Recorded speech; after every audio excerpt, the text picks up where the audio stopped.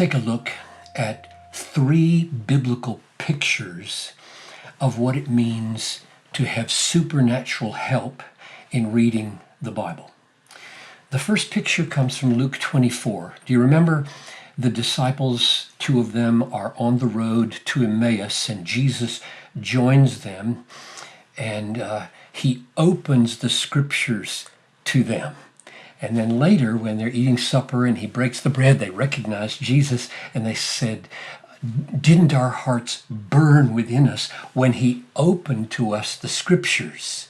Then later that night, when Jesus shows up among the 11, it says he opened their minds to understand the scriptures. So there's one picture. Jesus opening the book by showing them how to look at the Old Testament in relation to himself, and the other one is opening their mind. So both are required. That's picture number 1. Picture number 2 is in 2 Corinthians chapter 4, verse 6, where it says, "The God who said, 'Let light shine out of darkness,'" like on the first day of creation, "has shone in our hearts to give the light of the knowledge of the glory of God in the face of Christ." And in the face of Christ, I think, means as Christ is portrayed to us personally, physically, really in the Gospels.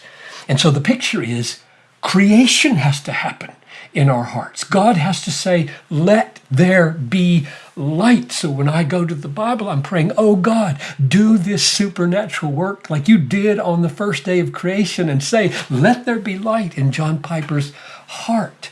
And the third picture is God enlightening the eyes of the heart, as though the heart has its own eyes, which in a sense spiritually it does. So in Ephesians 1:18, Paul prays that God would enlighten the eyes of our hearts so that we would know what is our hope, know the greatness of our inheritance, know the greatness of the power that is at work in us. And so you have these 3 pictures: God opening the mind or opening the scriptures, and you have God creatively saying, "Let there be light," and you have God opening the eyes, enlightening the eyes of the heart. So when I say we need supernatural help in reading the Bible, seeing God in the scriptures, being conformed to God in the scriptures, that's the kind of picture I have in mind.